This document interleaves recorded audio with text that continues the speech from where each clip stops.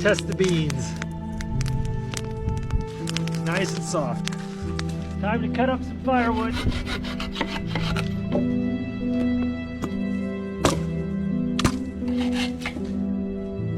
We're gonna go ahead and add the lamb meat at this point. Add some carrots and loads of onions. Spice things up with some jalapenos. Gonna add a couple bay leaves. I've got some nutmeg and fennel seed we're gonna put in there as well.